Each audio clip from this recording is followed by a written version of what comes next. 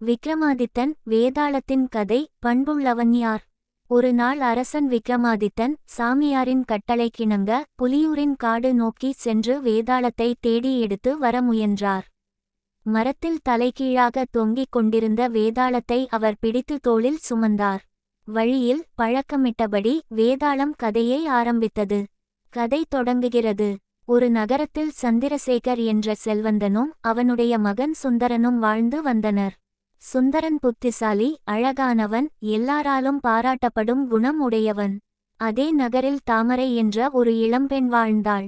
சுந்தரனும் தாமரையும் இருவரும் ஒருவரை ஒருவர் நேசித்து விரைவில் திருமணம் நடந்தது. திருமணத்துக்கு பிறகு சில நாட்களில் நகரத்தில் கடும் கள்வர்கள் தாக்குதல் நடந்தது.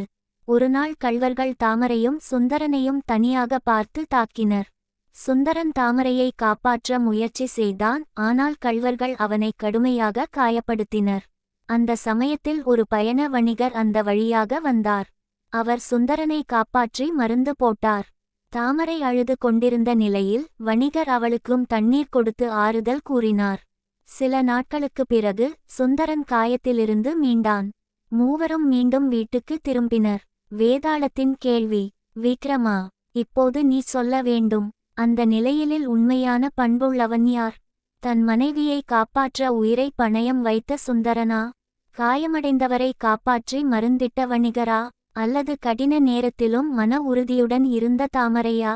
நான் இந்த கேள்விக்கான விடை சொல்லாவிட்டால் நீ தோளில் சுமந்த என்னை விட்டு தப்பித்து ஓடி விடுவேனென்று வேதாளம் எச்சரித்தது. விக்ரமாதித்தனின் பதில். விக்ரமாதித்தன் சிந்தித்து, பண்புள்ளவன் வணிகர்தான் என்றார். ஏனெனில் கணவன் மனைவிக்காக போராடுவது இயல்பான கடமை. மனைவி தாங்கிக் கொள்வது அவளது உணர்ச்சி மிகுந்த நிலை. ஆனால் சம்பந்தமில்லாத ஒருவன் தனது பயணத்தை துறந்து உயிருக்கு ஆபத்தான கள்வர்களின் வழியில் நின்று அந்நியரை காப்பாற்றுவது அது மிக உயர்ந்த பண்பு. இதை கேட்ட வேதாளம் சிரித்துவிட்டு, சரியான விடை விக்ரமா என்று சொல்லி மீண்டும் மரத்துக்குச் சென்றுவிட்டது.